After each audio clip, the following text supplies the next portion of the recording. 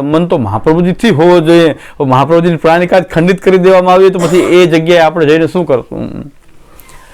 બીજો પ્રશ્ન ઘણા એમ કહેલો કે તો જગન્નાથજીમાં બધા જવામાં તો વાંધો નથી, શ્રીનાથજીમાં શું વાંધો છે? ભાઈ જગન્નાથજીમાં મર્યાદા માર્ગ તો છે. આ મર્યાદા માર્ગ એની પુષ્ટિ માર્ગ એની એવી સ્થિતિ થઈ ગઈ જ્યાં તો કેવલ પ્રવાહ થઈ ગયો. મર્યાદા માર્ગ તો છે. મહાપ્રભુજી કહે છે મર્યાદા માર્ગમાં જો કૃષ્ણ બિરાજતા હોય તો ત્યાં પૂજા અર્ચના કરવી. એ સ્વરૂપ શ્રીનાથજીનું પહેલાં હતું. જતીપુરામાં જ્યારે ગિરિરાજજીની ઉપર બિરાજતા ત્યારે એ શ્રીનાથજીનું સ્વરૂપ એવું જગન્નાથજી જેવું હતું. એ તો આ માનવા તૈયાર નથી. વલ્લભ બાવા અને હરિરાજજી તો એમ કહે કે એવું તો દેવાલય એ પણ નહોતું, જગન્નાથજી જેવું તો નહીં જ. આ તો પુષ્ટિ માર્ગીય મંદિર સેવાની શરૂઆત શ્રીનાથજીએ કરી દીધી. ત્યાં તો એક અલગ જ પ્રકાર પુષ્ટિ માર્ગમાં શ્રીનાથજીએ શરૂ કરી દીધો. અચ્છા એ તો ખાલી કુદાકૂદ છે. ખાલી તો એક ડાળી છોડી બીજી ડાળી કુદાકૂદ કરે, વાનર વેળા કહેવાય ને. ઘડીક આ ડાળી પકડીને પાછો ઝૂલે થોડીક વાર, બધા બીજી ડાળી ત્યાં ઝૂલે. એક ડાળી હાથમાં જાય પછી થોડીક વાર ઝૂલી લે તો જ મજા આવે. એક ડાળી હાથ પકડે થોડીક વાર વાંદરો આમ ઝૂલે તો જ મજા આવે. થોડીક વાર ઝૂલ્યા કરે, ત્યાં બીજી ડાળી પકડાય તો આ ડાળી છોડી બીજી ડાળી પકડી. એટલે એવું છે. એમાં કંઈ બહુ ચિંતા એને આપણે બહુ ધ્યાનમાં લેવાની જરૂર નથી. પણ સિદ્ધાંત શું છે એ હું સ્પષ્ટ કરી દઉં છું કે આ એક શ્રીનાથજીમાં ન જવાનું કારણ શું છે કે મહાપ્રભુજીની પરંપરા, ગુસાઈજીએ જે સ્થાપેલી પરંપરા એનો અહીંયા ભંગ થઈ રહ્યો છે. કેવલ કમાણીનું સાધન બનાવી દેવામાં આવ્યું છે. કેવલ ધંધો જ કરવો એવી સ્થિતિ ઉત્પન્ન થઈ ગઈ છે. ત્યારે દેવદ્રવ્ય ખાયગો સો મહાપતિત વેજાયગો. અને શાસ્ત્રમાં સ્પષ્ટ કીધું છે કે મહાપાતકીનો સંગ, એનો સંસર્ગ જે છે એ પણ મહાપાતકીપણું કરાવે છે. સંસર્ગ પણ અહીંયા આપણે સંસર્ગ શું કામ કરવો જોઈએ? આ મહાપાતક થઈ રહ્યું છે ત્યાં સંસર્ગ શું કામ કરવો જોઈએ? આપણે દેવદ્રવ્યનો જ્યાં ધંધો થઈ રહ્યો છે, મહાપાતક થઈ રહ્યો છે, એમાં સામેલ શું કામ થવું જોઈએ ત્યાં જઈને? એટલે નથી જતા આપણે કે એ મહાપાતકમાં આપણે સામેલ થવા માંગતા નથી. અને શ્રીનાથજીને અમે માનીએ છીએ, સર્વસ્વ માનીએ છીએ. અને ઘરના ઠાકોરજી છે એ શ્રીનાથજી જ છે. એને ભોગ ધરીએ છીએ, જગાવીએ છીએ, ખેલાવીએ છીએ, શ્રીનાથજી જ છે. અમે લોકો પણ નથી જતા. શ્રીનાથજી અમારા છે પણ કબજો કેવલ તિલકાયત મહારાજ. તિલકાયત મહારાજ કે અમારા જ છે સેવ્ય, અમારા સેવ્ય છે. તમારા પૈસાથી સેવા કરો શ્રીનાથજીને, તમારા જો સેવ્ય હોય તો. વલ્લભકુલના બાળકોને પણ એ બધાના ઠાકોર જેવું માનવા તૈયાર નથી. તિલકાયત પરિવાર માનવું પડે એને, પણ એ અત્યારે એવું તૈયાર નથી કે અમારા છે શ્રીનાથજી. તમારા છે તો તમે ધંધો શું કામ કરી રહ્યા છો? તમારા શ્રીનાથજીને તમારા દ્રવ્યથી શ્રીનાથજીની સેવા કરવી જોઈએ.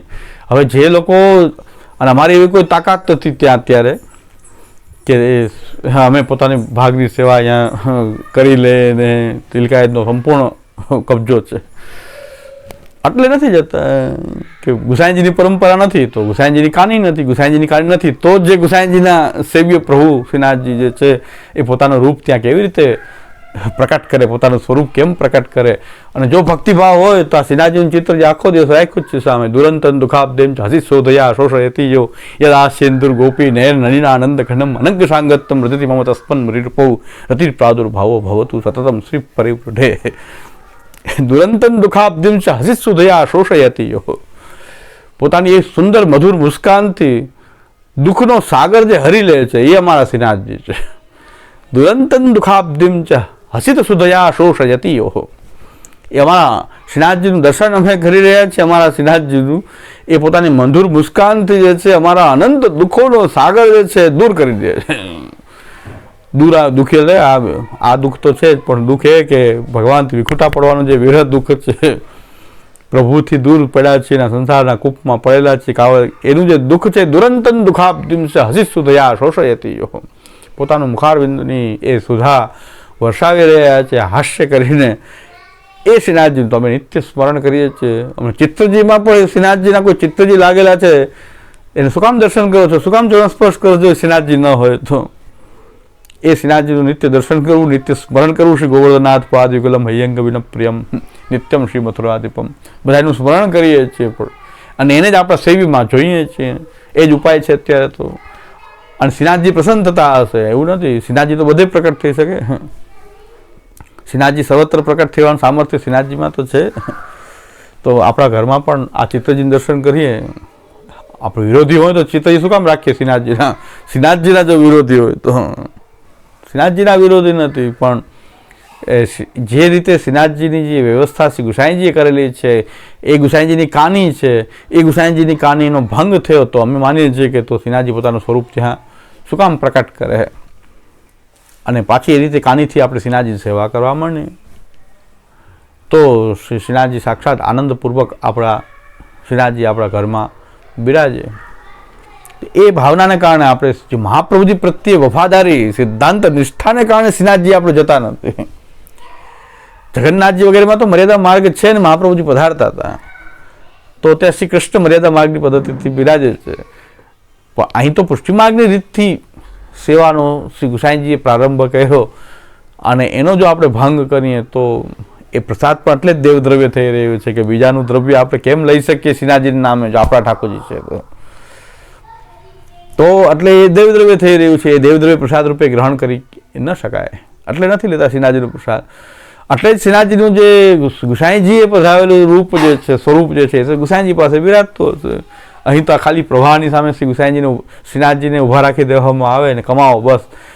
એ પરિશ્રમ છે શ્રીનાથજીને. એ પરિશ્રમ જો આપણે દર્શન કરશું તો એટલા ભાગ પડતો આપણે પણ શ્રીનાથજીના પરિશ્રમમાં સામેલ છીએ. પરિશ્રમી જ છે શ્રીનાથજી. આપણે મજા લઈ રહ્યા છીએ. છોડાવી તો નથી શકતા, પરિશ્રમ દૂર નથી કરી શકતા આપણે, પણ કમસે કમ મજા લેવા તો ન જઈએ. એની મજા લેવા માટે આપણે ત્યાં પહોંચી જઈએ છીએ તો આપણે પ્રવાહી છીએ, પુષ્ટિજીવ નથી. પુષ્ટિજીવ તો પ્રભુનું સુખ વિચાર હે. પ્રભુની પાસે રહેવાથી સુખ નહીં, પ્રભુને જો આપણા દૂર હટવાથી સુખ થતું હોય તો આપણે દૂર હટીને રહેવું જોઈએ. ઠાકોરજીને તમે ત્યાં ન આવવામાં સુખ થતું હોય તો આપણે, અને શાસ્ત્રનો નિયમ એ છે કે કોઈ પાપ કરી રહ્યું છે, પાપને સમર્થન આપી રહ્યું છે, મૌન સહમતિ આપી રહ્યું છે કે એને પ્રોત્સાહિત કરી રહ્યું છે કે એમાં સાથ આપી રહ્યા છે, બધાને એક સરખો ભાગ મળે છે.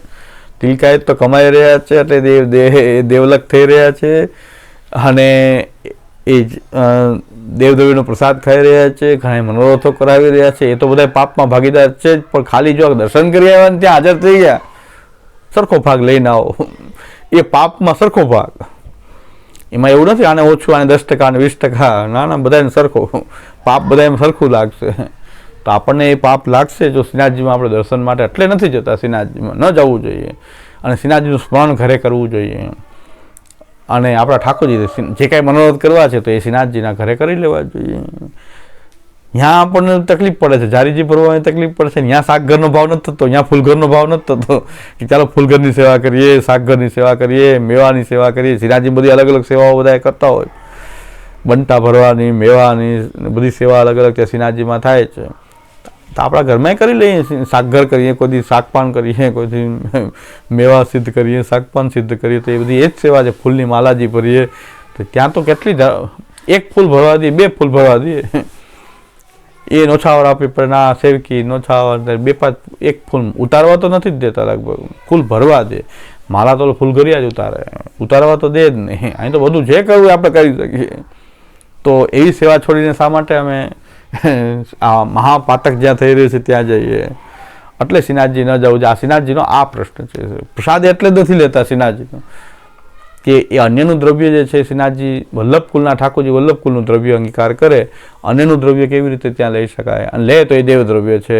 ભગવાન સમર્થ છે, એની ઈચ્છા હોય તો રોગે, ઈચ્છા હોય તો ન રોગે, પણ આપણે લેવાના અધિકારી, એ પ્રસાદ રૂપે લેવાના અધિકારી નથી. જો દેવ દ્રવ્ય ખાએગો તો મહાપતિત વેજાએગો મેરો નહીં કહાવે. મહાપ્રભુજી ના પડે, મારા નથી. મારા હોય એ આવું કાર્ય નહીં કરે અને એ કાર્યને પ્રોત્સાહિત નહીં કરે. ત્યાં જઈને જવામાં શું વાંધો છે ઘણા કહી રહ્યા છે ને, એને હું આ જવાબ દઈ રહ્યો છું કે જવામાં વાંધો આ જ છે, બીજો કોઈ વાંધો નથી. કે ભાઈ એ જ્યાં પાપ થઈ રહ્યું છે, મેં મારા પ્રવચનમાં તો ઘણા ઉદાહરણ આપ્યા છે. અમારી સામે જે છે એક ભાઈએ ફ્લેટ ભાડે આપ્યો હતો અને ત્યાં બધા જેને ભાડે આપ્યો હતો ને એ જુગારની ક્લબ ચલાવે કે બધા મળીને જુગાર રમે. એ સામે છે. જેને ફ્લેટ ભાડે આપ્યો હતો ને એ ભાડું લેવા ગયો અને એ પોલીસની ગાડી આવી, આને લઈ લો. ઓલો કે હું તો આમાં કે આ બધા એ જ હોય, બેસી જ જાઓ. અને ઓલા કે ભાડાના પૈસા છે કે ભાડી મુદ્દા માલ જ ગણાય એમાં. તો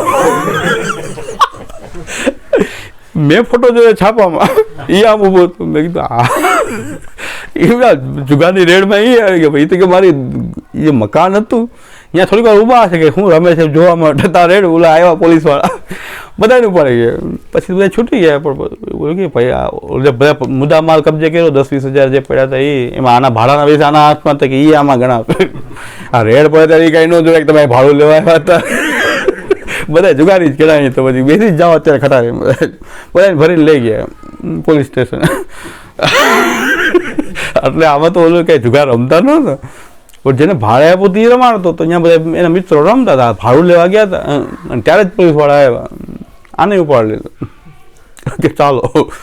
એટલે એવું છે કે આપણે મહાપ્રભુજીના સિદ્ધાંતમાં મહાપ્રભુજી પર જોતા કોણ કોણ આ સિદ્ધાંતમાં સામેલ થાય છે, તો આપણે અહીંયા ગયા હોય તો એ ભેગા આવી જાય રેડમાં કે તમે બધા સરખા તો જુગારી જ છો, જુગારના સ્થાનમાં ઊભા એ નહીં.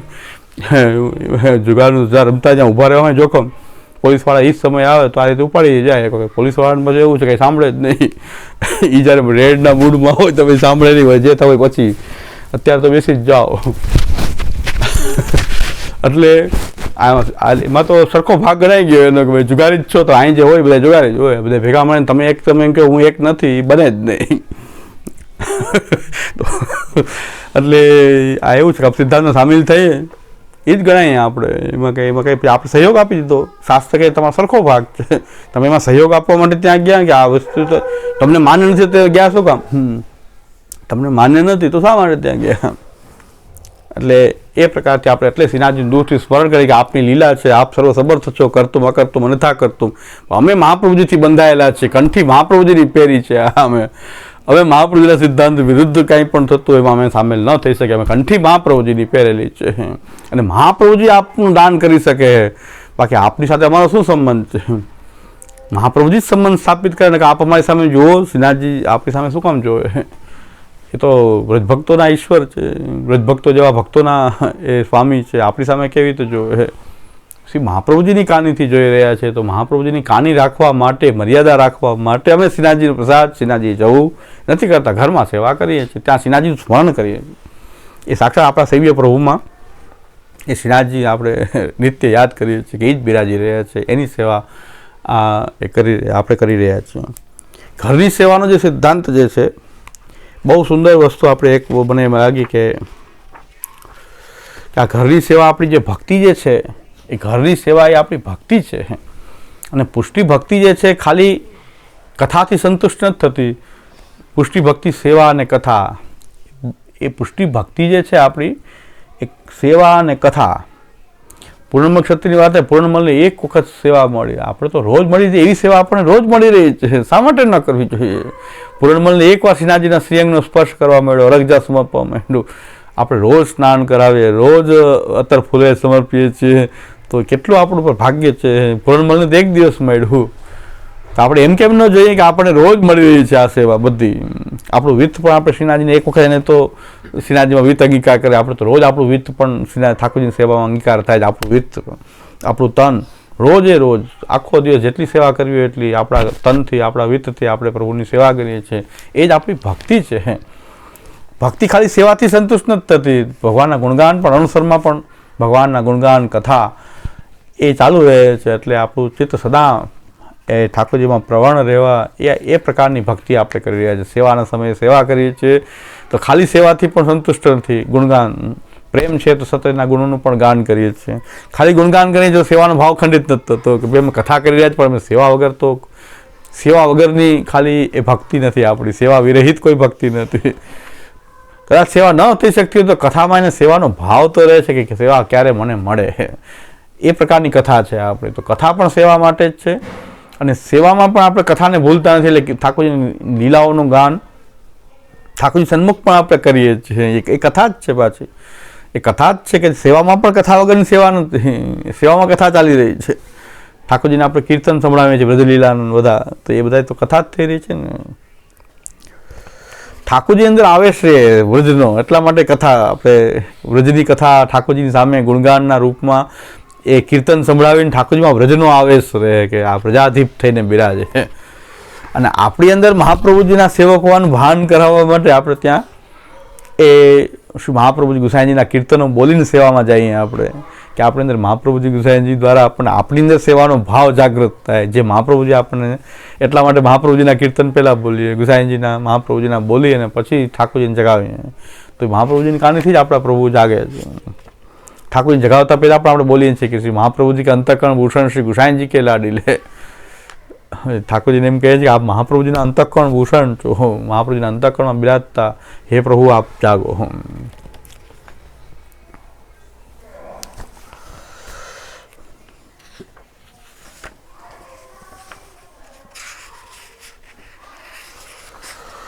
હવે આપણી સેવા જે છે એ સાક્ષાત ભગવદ રૂપ જ છે. એ સેવા જેમ ભગવાનમાં 6 ધર્મ છે એમ સેવાની અંદર પણ 6 ધર્મો, સેવામાં પણ 6 ધર્મ છે. એનું શ્યામોદાય નિરૂપણ કરેલું છે કે સેવા પણ ઐશ્વર્ય, વીર્ય, યશ, શ્રી, જ્ઞાન, વૈરાગ્ય આપણી સેવામાં પણ છે. તો સેવામાં પણ એ ભગવદ રૂપતા છે. સેવાના દરેક પદાર્થ, સામગ્રી બધામાં ભગવદ રૂપતા છે. અને બ્રહ્માત્મકતા, પૂર્ણ બ્રહ્મ તો ઠાકોરજી છે, પણ આ બ્રહ્માત્મકતા બધે જ આપણે બ્રહ્માત્મકતાની ભાવના આપણે બધા વસ્તુમાં કરેલી છે. એટલે સેવાના પણ 6 ધર્મ છે, સેવામાં પણ 6 ધર્મ છે, સેવ્યમાં પણ 6 ધર્મ છે. ભગવાન છે તો સેવા પણ ભગવદરૂપ છે. કઈ રીતે? એના 6 ધર્મોનું નિરૂપણ કર્યું છે કે સદા કાર્યા, કૃષ્ણ સેવા સદા કાર્ય જે છે એ સેવામાં ઐશ્વર્ય છે. સદા કાર્ય એટલે સૌથી મોટું કાર્ય સેવા. જીવનમાં જો સૌથી મોટું કાર્ય હોય તો સેવા, મુખ્યમાં મુખ્ય કાર્ય હોય તો સેવા. અને બાકી બધું જ જે છે લૌકિક વૈદિક જેટલા પણ કાર્ય જે છે એ સેવા માટે હોય, એટલે સેવાને આધીન હોય. એટલે સેવા જે છે સદા કાર્ય હોવાથી એમાં ઐશ્વર્ય છે, બધા એને આધીન છે. ઐશ્વર્ય હોય એને બધા આધીન હોય. તો આપણા લૌકિક વૈદિક બધા કાર્યો પણ સેવા એ પ્રમુખ હોય ત્યારે સેવામાં ઐશ્વર્યવાળી સેવા થઈ ગઈ. સેવામાં ઐશ્વર્ય ગુણ પ્રકટ થયો કે આપણો લૌકિક વૈદિક બધું જ સેવા માટે હોય. આપણું સૂવું જાગવું એ પણ સેવા માટે હોય કે હું સૂવું છું તો ઠાકોરજી સેવા સારી રીતે સવારે કરી શકું. તો આપણું લૌકિક ક્રિયાઓ પણ આપણી સેવા માટે હોય. એટલે એ સદા કાર્ય હોવાથી ઐશ્વર્ય, સેવામાં પણ ભગવાનનું ઐશ્વર્ય છે, એમ સેવા પણ ઐશ્વર્યવાળી છે કે સૌથી મોટું કાર્ય જે પ્રધાન કાર્ય હોય તો સેવા, બાકી બધું પછી, બાકી બધું ગૌણ, બાકી બધું એના માટે, એને આધીન. એ સદા કાર્ય હોવાથી ઐશ્વર્ય ગુણ છે. પછી માનસી, માનસી જે છે સેવા, માનસી જો સિદ્ધ થાય, સેવાનું જે માનસી રૂપ જે છે એમાં વીર્ય ગુણ પ્રકટ છે.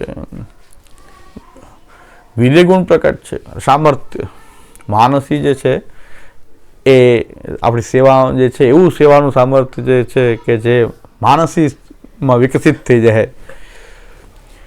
લોકમાં જે છે કે તમે કોઈને પહોંચી ન શકો, કોઈને ગાળ ન દઈ શકો તો મનમાં ગાળ દે, એ માનસી કહેવાય ને. માનસી ગાળ દીધી કાંઈક આમ તો દેવાય નહીં, મનમાં આપણે ગાળ દે. કોઈને મારી ન શકતા પણ મનમાં એ ભાવના કરી લે કે આપણે જાણે ખૂબ માર્યો. મારી ન શકીએ પણ ભાવના તો કરી લે કે એને માર્યો, તો આપણું એમાં વીર્ય ગુણની હાનિ છે. વીર્ય ગુણ એટલે સામર્થ્ય, સામર્થ્ય નથી એટલે તો આપણે મારી નથી શકતા. તો લોકમાં જે માનસી કરી રહ્યા છે એમાં તો આપણું સામર્થ્યની હાનિ બતાવે છે. પણ ઠાકોરજીની જ્યારે આપણે માનસી કરી રહ્યા છીએ તો જે પ્રત્યક્ષ જે સેવાના પદાર્થોથી સેવા કરીએ અને મનથી જ્યારે સેવા કરીએ એનો પણ પ્રભુ એટલો જ સ્વીકાર કરી શકે. એ કેવું સામર્થ્ય છે સેવાનું કે માનસીનું સામર્થ્ય એવું છે કે આજે આપણે ઠાકોરજીને રોટલી શાક ભોગ ધર્યું, પણ આપણે માને કે કીર્તન બોલીએ છીએ કે મધુમેવા પકવાન મીઠાઈ, પિસ્તા, દાખ, બદામ એવું કાંઈ ન હોય છતાં પણ એ મનથી આપણે ઠાકોરજીને બધો અંગીકાર કરીએ. ઠાકોરજી એ જ રીતે આરોગે કે બધી સામગ્રીઓ કરી છે, રોટલી શાક જ ભોગ ધર્યો હોય. આપણે કહીએ કે 56 ભોગ સાજેલો છે તો પ્રભુ એ ભાવથી અંગીકાર કરી શકે. મન આપણે ભાવના કરી છે એનો પણ પ્રભુ એ સાક્ષાત ઉપભોગ કરવા સમર્થ છે. એટલે માનસીનું આ સામર્થ્ય છે કે એમાં પ્રભુ એ સાક્ષાત એ સેવાને પણ સાક્ષાત સ્વીકાર કરી શકે છે પ્રભુ. એટલે એમાં વીર્ય ગુણનું આધાન થઈ રહ્યું છે સેવામાં. સેવા અને આ સેવાનું સામર્થ્ય એવું છે કે માનસી સેવા જે છે તો સ્વામીને પણ સેવકને આધીન કરી દે. જ્યારે માનસી અવસ્થા થઈ જાય તો ઠાકોરજી આધીન થઈ જાય. તો આ વીર્ય કેવું છે સેવાનું કે ઠાકોરજી પણ આધીન થઈ જાય, ભક્તને આધીન. જેમ પદ્મનાભદાસજી ચણા ધરતા હતા, ઢગલી કરી કરીને ભાવના કરતા હતા, તો ઠાકોરજી એ રીતે બધું સ્વાદથી વસ્તુ અરોગતા હતા કે આ દાળ છે, આ શાક છે, આ ચણા જ બધા એમાં ધરતા હતા. તો વીર્ય ગુણ છે સેવામાં, જો માનસી જે છે એ પ્રભુ પર આધીન થઈ જાય એવો વીર્ય ગુણ સેવામાં પ્રકટ થઈ જાય. તો માનસી જે છે એ વીર્ય ગુણ બતાવે છે. ત્યાર પછી ચેતસ્તત્પ્રવણમ, ચિત્તનું ભગવાનમાં પ્રવણ થવું સેવાનું આ સ્વરૂપ લક્ષણ છે. એ શ્રી ગુણ બતાવી રહ્યો છે, સેવામાં રહેલો શ્રી ગુણ છે. આડા આવશે, ક્રમમાં નથી, ક્રમમાં નથી. શ્રી ગુણ બતાવી રહ્યો છે. ચેતસ્તત્પ્રવણમ સેવા તત્સિદ્ધૈ તનુવિત્તજા તથા સંસાર દુઃખ નિવૃત્તિર બ્રહ્મબોધનમ. આ બધું આડાવડું આવશે. એમાં ચેતસ્તત્વનો શ્રી ગુણ છે. એ કેવી રીતે? નકર ઐશ્વર્ય વીર યશ પછી શ્રી, પણ શ્રી પહેલા લે.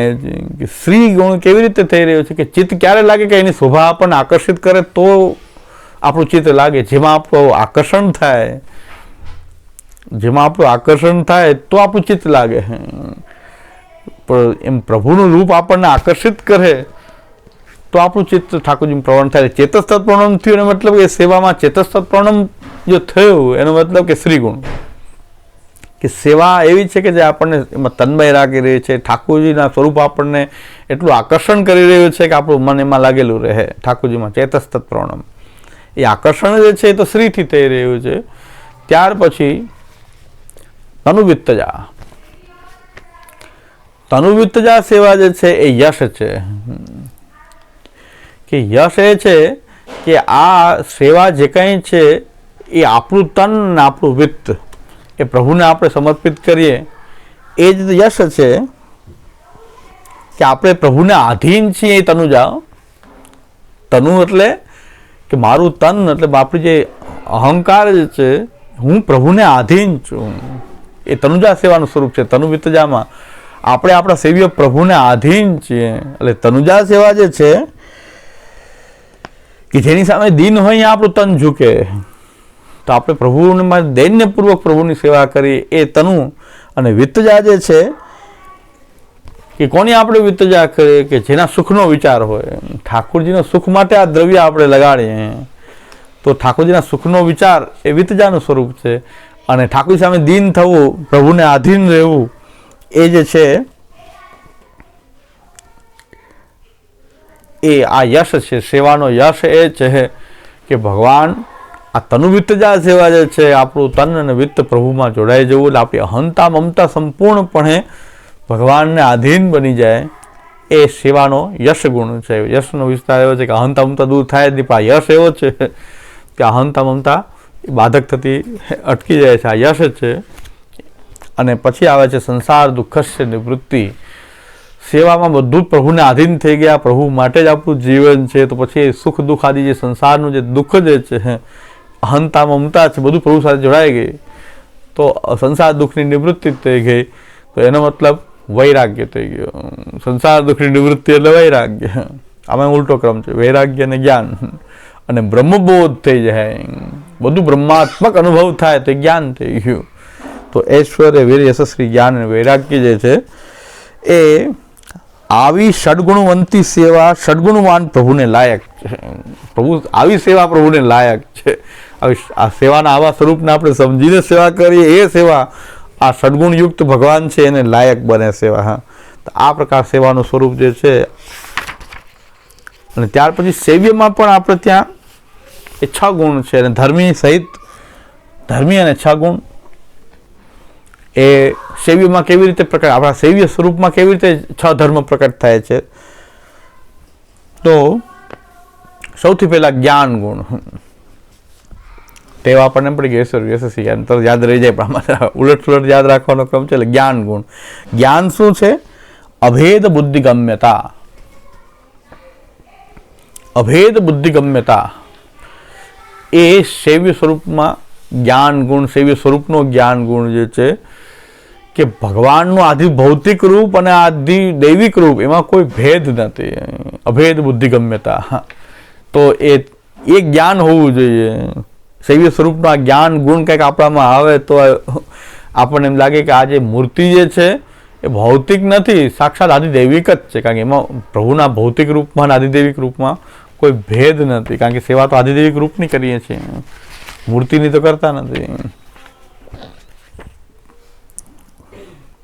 અને એવું જો જેને મૂર્તિપણાનો ભાવ દૂર નથી થયો એ પ્રભુની સેવા નથી કરતો, એ કલાકૃતિની, એ કલાકારની કૃતિની સેવા કરી રહ્યો છે. કોઈ કલાકારે બનાવી છે એની સેવા થઈ રહી છે.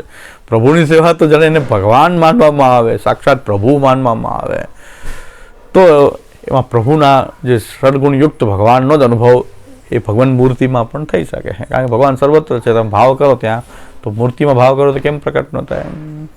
તો જ્ઞાન ગુણ જે છે, અભેદ બુદ્ધિ ગમ્યતા જે છે એ જ્ઞાન છે. સેવ્યના 6 ગુણધર્મ છે કે ભાઈ આ ભૌતિક રૂપ જ સાક્ષાત દૈવિક રૂપ છે, એ તમને એક જ્ઞાન, એ જ્ઞાન ગુણ પ્રભુનો, એક પ્રભુ આ જ્ઞાન આપણી અંદર પ્રકટ કરાવે તો થાય. પ્રભુનો એક જ્ઞાન ગુણ આપણને સ્પર્શે તો આ સેવ્ય સ્વરૂપમાં આદિભૌતિક અને આદિદૈવિકમાં ભેદ ન જણાય. સૌથી મોટી ઉપલબ્ધિ લાગે કે આપણને સેવ્ય સ્વરૂપ મળી ગયા. હવે જોઈએ શું, ભગવાન મળી ગયા પછી બધા એને શોધી રહ્યા છે, ભગવાન એ પ્રભુ પ્રાપ્ત થઈ ગયા પછી તો બધો આનંદ જ આનંદ છે. હવે આનંદ જ આનંદ છે, દુઃખ ક્યાંય રહ્યું શું, કે આનાથી બધો સુખ શું હોઈ શકે? કે ભગવાન પ્રાપ્ત થયું. વિષયોનું સુખ તો કૂતરાઓ પણ ભોગવી રહ્યા છે, એ કદાચ મળે કે ન મળે તો શું ફેર, પણ ભગવાન પ્રાપ્ત થઈ ગયા એટલો આનંદ નિરંતર બને રહેવો જોઈએ. જો એને આધિદૈવિક માનશે તો સતત આનંદ જ આનંદ રહેશે કે પ્રભુ મળી ગયા. બાકી હવે જે થવું હોય થાય, આ તો ચાલતું જ રહેવાની પ્રક્રિયા, જે ચાલતું એમાં કોઈ ચિંતાની વાત નહીં. પ્રભુ મળી ગયા તો એનાથી મોટી ઉપલબ્ધિ બીજી શું હોઈ શકે? પછી ઐશ્વર્ય, દેશ અનિયમ્યતા એ ઐશ્વર્ય છે. ભગવાનને સેવા સ્વીકારવા માટે કોઈ દેશનું બંધન નથી, બધે પ્રકટ થઈને સેવા સ્વીકારી શકે. તમે જ્યાં જ્યાં ભાવના કરો ત્યાં એ બધે પ્રકટ થઈ શકે. શ્રીનાથજીને એમ બંધન ન કે આ શ્રીનાથજી ઘરમાં બિરાય કોઈ ના ન પાડી શકે. શ્રીનાથજી શું પુરુષોત્તમ નથી? શું માનો છો? શ્રીનાથજી શું મૂર્તિમાં કે જ છે? એને કોઈ દેશનું નિયમન નથી સેવા સ્વીકારવી હોય તો. બદરો લાભ ભાન કી દહી વિલોવન હાર, તાકી બલી ઉન લીની ભુજ પસાર, તાકી બલી ઉન દેવતા લીની ભુજ પસાર. એક બધા લોકો જે છે એ ગિરિરાજજીના પૂજન કરવા માટે બધા નીકળી ગયા. એક વૃદ્ધ ગોવાલણ જે છે એ વૃષભાનજીના ઘરમાં, એને તો હું એક ન જઈ શકી, તો અહીંયા દહીંનું વિલોણું કરી. પેલા રીતો જેવી હતી કે વૃદ્ધ લોકો છે ને ઘરે એકાદ ઘરે સાચવવા માટે ગાય ભેંસ આ બધું હોય તો જે વૃદ્ધ લોકો ઘરે જાનમાં નહોતા જતા. જાનમાં એક જો સૌથી મોટા માજી ઘરે રહે, એ જાનમાં ન જાય, એ બધું ઘર સાચવવા માટે રહેતા.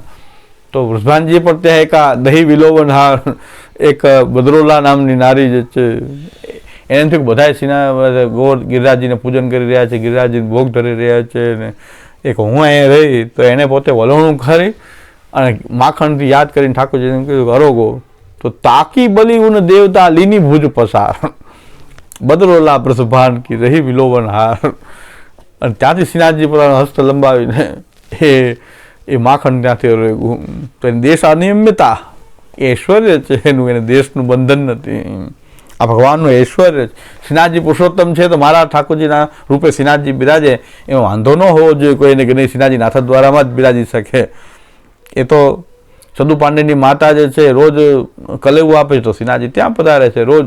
દેવ એ પૂછે છે કોણ છો તો કે દેવદમન છું, તો લાવો રોટી માખણ આપતા હતા એ રહેતા. એ સદુ પાંડેની માતા એમ કહેતી હતી કે રોજ આવતો રહેજે, આ રીતે કાયમ આવજે લેવા. શ્રીનાથજી આપણે ઘરમાં ઠાકોરજીની ભાવના કેમ ન કરે કે જેમ સદુ પાંડેને ત્યાં પધાર્યા એમ મારા ઘરમાં શ્રીનાથજી પધારીને આ મારું માખણ મિશ્રી છે ભાવ મારી કંઈ ભાવના અંકાર કરવા માટે મારી ઘરે આવીને સવારમાં ઊભા રહી જાય છે કલેવું આપો. શ્રીનાથજીનું કેટલું રસાળ સ્વરૂપ લાગે. આપણા ઠાકોરજી જ્યારે કલેવું અરોગે ત્યારે એવી ભાવના કરી એકવાર જોઈએ દ્રષ્ટિથી કે શ્રીનાથજી જેમ ઊભા રહી જાય 7 વર્ષનું બાળક કે મને રોટી દેવો અને ઊભા રહી જાય બધા લાઈનમાં, બાળકોની લાઈનમાં, એ રીતે આપણા ઠાકોરજી પણ ઊભા છે કે મને આપો, લાવો.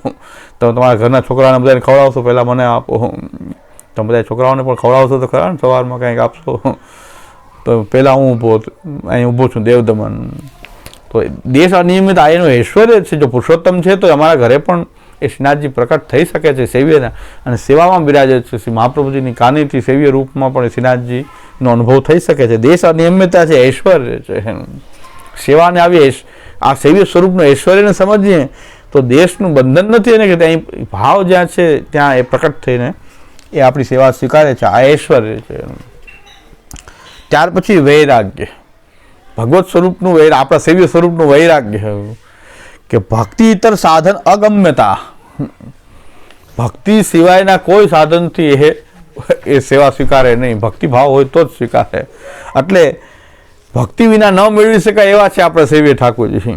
ભક્તિ ભાવ વિના મેળવી શકાય એવા નથી. ભક્ત્યા અહમ એકયા ગ્રાહ્ય, એટલે એ વૈરાગ્ય છે. ભગવાન કે મારો આટલો આ વૈરાગ્ય છે ભગવાનનો, બાકી ક્યાંય રસ નથી. ભક્તિ સિવાય ના લોકોમાં કોઈ રસ નથી.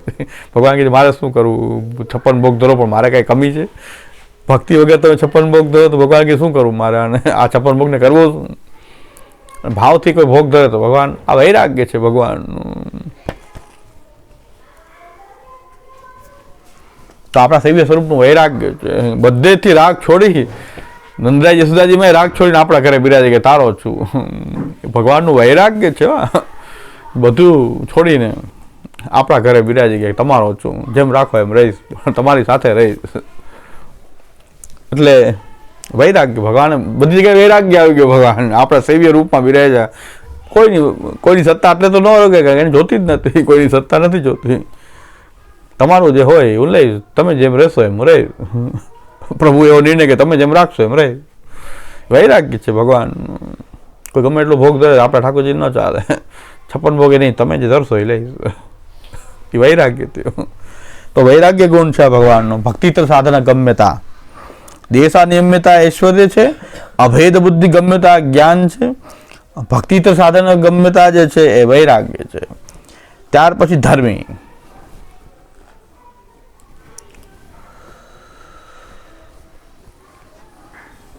સર્વજનગ્રાહ્યતા એ ભગવાનનું ધર્મી રૂપ છે. જેના માટે ભગવાન પ્રકટ થાય એના સિવાય કોઈને દેખાતા નથી. જેના માટે પ્રકટ થાય એને જ દેખાય છે ભગવાન. તો એ ભગવાનનું જે છે ધર્મી સ્વરૂપ છે. તમારા માટે પ્રકટ થઈ, બીજા તો મૂર્તિ છે, તમે આખો દી મૂર્તિમાં શું ટાઈમ બગાડો છો? હા, તમારી માટે મૂર્તિ, અમારી માટે સાક્ષાત ભગવાન. કારણ કે અમને તેમાં ભગવાન દેખાય છે. કારણ કે એ અમારી માટે પ્રકટ થયા તો એ બીજાને કોઈને બધાને સુલભ નથી. સર્વજન અગ્રાહ્યતા છે ને આપણે જ એને ગ્રહણ કરી શકીએ કે આ ભગવાન છે. બીજાને લઈને ભગવાન નહીં લાગે, મૂર્તિ લાગશે. જેમ આર્ય સમાજી કહે છે ને મૂર્તિ પૂજા એ પાખંડ છે. સાચી વાત છે, મૂર્તિ પૂજા પાખંડ છે. ભગવાનની પૂજા થોડી પાખંડ છે. મૂર્તિ માનતા અમે મૂર્તિની, ભગવાનને માની મૂર્તિ પૂજા પાખંડ હશે. ભગવાનની પૂજાને તો પાખંડ ન કહેવાય ને. દેવ પૂજા યજ્ઞ સંગતિકરણ દાને શું યજ ધાતો, દેવ પૂજા માટે પણ યજ ધાતુનો પ્રયોગ થાય. યજ્ઞને એ લોકો માને ને, તો યજ ધાતુનો પ્રયોગ તો દેવ પૂજા સંગતિકરણ દાને શું, આ બધા અર્થોમાં યજ ધાતુનો પ્રયોગ થાય છે. તો દેવ પૂજા પણ યજ્ઞ જ છે, યજ ધાતુ છે. દેવ પૂજા માટે પણ યજતી થાય છે. તો ભગવાનની પૂજા પાખંડ નથી. મૂર્તિ પૂજા પાખંડ હોય તો હોય, આપણે તો ભગવાનની પૂજા કરીએ છીએ ને ભગવાન સર્વત્ર એ પ્રકટ થઈને સેવા સ્વીકારવા સમર્થ છે, એવું એનું ઐશ્વર્ય છે. અને આ ધર્મી સ્વરૂપ થઈ ગયું કે આપણું ધર્મી સ્વરૂપ તો આપણે એને જોઈએ છીએ તો આપણે ધર્મી દેખાય છે, બીજાને મૂર્તિ દેખાતો, કોઈ નિધિ દેખાય, કોઈને પ્રતિનિધિ દેખાય. તો બધું જેને અમારી માટે તો આ નિધિ છે. ઠાકોરજી અમારી માટે નિધિ છે, બીજાને કોઈને લાગતું હોય કે નિધિ નથી તો ન હોય. ધર્મી ગુણ. ત્યાર પછી જ્ઞાન આવી ગયું, ઐશ્વર્ય આવી ગયું, વૈરાગ્ય આવી ગયું. હવે વીર્ય. ભગવાનનું જે વીર્ય કેવી રીતે પ્રકટ થયું કે આધિ ભૌતિક રૂપમાં પણ આધિદૈવિક તત્વનું આધાન કરવું. ભગવાન આધિદૈવિક ભૌતિકમાં પણ આધિદૈવિક પોતાનું રૂપ પ્રકટ કરી શકે એટલા સમર્થ છે કે આધિ ભૌતિકમાં આધિદૈવિક રૂપનું આધાન કરવું એ પ્રાકામ્યતા જે છે એ વીર્ય ગુણ છે. અને યશ ગુણ જે છે કે સ્વર્ગાપ વર્ગ અધિકતા એ યશ છે. આ સેવાનો યશ, સેવી સ્વરૂપનો યશ એવો છે કે ભગવાનને મળવું એ સ્વર્ગ કે મોક્ષના ફલ કરતાં ઉત્કૃષ્ટ ફલ લાગે છે ભક્તોને. ભગવાન પોતે પ્રકટ થવું, પોતે મળવું એ સ્વર્ગાપ વર્ગ કરતાં પણ એની અધિકતા છે, એ ભગવાનનું સામર્થ્ય, એ ભગવાનનું યશ છે. કે કોઈ યશ તો સ્વર્ગનો છે, કોઈ જગ્યાએ મોક્ષનો છે, એનાથી પણ ભગવત સ્વરૂપ જે છે અધિક છે, એ ભગવાનનું એ છે યશ ગુણ છે. ત્યાં પછી શ્રી ગુણ છેલ્લે, એ શ્રી ગુણ જે છે સ્વપ્રતિત્યાપી વિશિષ્ટતા, સ્વપ્રતિત્યાપી વિશિષ્ટતા જે છે એ શ્રી જે છે ભગવાનની શ્રી જે છે સેવામાં, કૃષ્ણ નામ લેવામાં, કૃષ્ણ કથામાં શું મધુરતા છે, એ તો જે એનો અનુભવ કરતા એને જ પ્રાપ્ત થાય છે. કારણ કે એની શ્રી કેવી છે, ભગવાનની સંપત્તિ, તમે કૃષ્ણ નામ લેવામાં શું આનંદ આવે છે, એ તો કૃષ્ણ નામ લેતો એને જ ખબર પડે. કૃષ્ણ સેવામાં શું આનંદ છે, એ સેવા ભાવપૂર્વક ઠાકોર સેવા કરતો એને જ ખ્યાલ આવી શકે. સ્વપ્રતિત્યા આપી વિશિષ્ટતા, એને શ્યામુદા કહે છે આ શ્રી છે, સેવ્ય સ્વરૂપની શ્રી છે, સ્વપ્રતિત્યા આપી વિશિષ્ટતા. એટલે એમાં પંડિત જગન્નાથનું વાક્ય છે, એ કહે છે કે અરે જીવ, તે મિશ્રી, દ્રાક્ષ, સ્વર્ગના અમૃતનું પણ પાન કર્યું છે, તો એકવાર તો કહે કૃષ્ણ કહેવામાં મીઠાશ જે આવી છે તેને બીજા કોઈમાં આવી ખરી? કૃષ્ણ નામમાં જે મીઠાશ આવી તે એક જગ્યાએ ક્યાંય આવી કે બીજી જગ્યાએ, કે સ્વર્ગના કોઈ અમૃત પાનમાં પણ એ મીઠાશ આવી? તો જે કૃષ્ણ નામ લેવા મીઠાશ, તો કહે છે ગુણગાને સુખાવાપ્તિર ગોવિંદસ્ય પ્રજાયતે યથા તથા સુખાદિનામ નૈવાત્મની કુતોન્નતઃ. સુખદેવજી ભગવાનનું ગાન કરી રહ્યા છે, આત્માનંદમાં એવો આનંદ નથી. હે સતત ભગવાનના ગુણોનું ગાન કરે છે. કૃષ્ણ નામ લેવામાં શું માધુર્ય છે, એ તો જે લે એને જ ખ્યાલ આવી શકે છે. એટલે એ શ્રી છે નહીં કે સ્વપ્રતિત્યા વિશિષ્ટતા જે છે, તમે એની પ્રતીતિથી જ અનુભવ કરી શકો કે કૃષ્ણ નામમાં શું મીઠાશ કેવી છે. એટલે સેવ્યના 6 ગુણ અને ધર્મીરૂપ, અને સેવામાં એના 6 ગુણવાળી જે સેવા જે છે એ ષડગુણાત્મિકા સેવા અને ષડગુણ સંપન્ન ભગવાન, આ બેની એક રૂપતા જે છે. અને આવી સેવા આપણને ઘરમાં શ્રી મહાપ્રભુજીએ પધરાવી, આવા સેવ્ય સ્વરૂપ આપણને એ ઘરમાં પધરાવ્યા. એટલે આપણી ભક્તિનું ઉત્કૃષ્ટ સ્વરૂપ જે છે એ ભગવત સેવા અને મહાપ્રભુજીના સર્વ વાંગમયનો સાર પણ છે કૃષ્ણ સેવા સદા કાર્યા. શાસ્ત્રમ અવગત્ય મનોવાગ દેહી કૃષ્ણ સેવ્ય, કૃષ્ણ જ સેવ્ય છે. મન વાણી કાયાથી કૃષ્ણની જ સેવા કરવી એ બધાનો નિષ્કર્ષ, આખા મહાપ્રભુજીના સમગ્ર વાંગમયનો નિષ્કર્ષ એ કૃષ્ણ સેવા સદા કાર્યમાં છે. કારણ કે આવી સદગુણવાળી આ સેવા છે અને આપણા ભાગ્ય છે કે આપણને આ સેવા પ્રાપ્ત છે. એટલે એને પ્રમુખમાં પ્રમુખ વસ્તુ સેવા માનવી જોઈએ. અને એ સેવા સામે બધા જ લૌકિક વૈદિક ફલો જે છે એ તુચ્છ છે. એ શ્રી મહાપ્રભુજીનો એ ભજનની આ મહાપ્રભુજીની આ પદ્ધતિ, અને એમાં આપણે ભજનાનંદનો અનુભવ કરી શકીએ.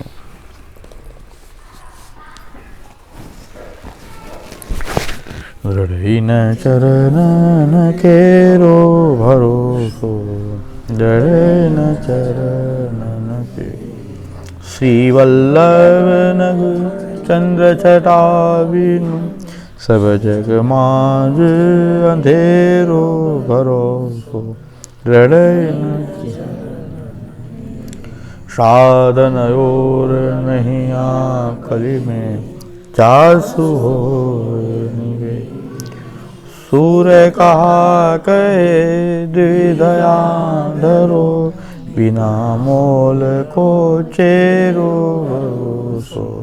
दृढ़ न चरण केरो भरोसो. श्री वल्लभादि श्री गोपीनाथ जी, श्री गोसाई जी परम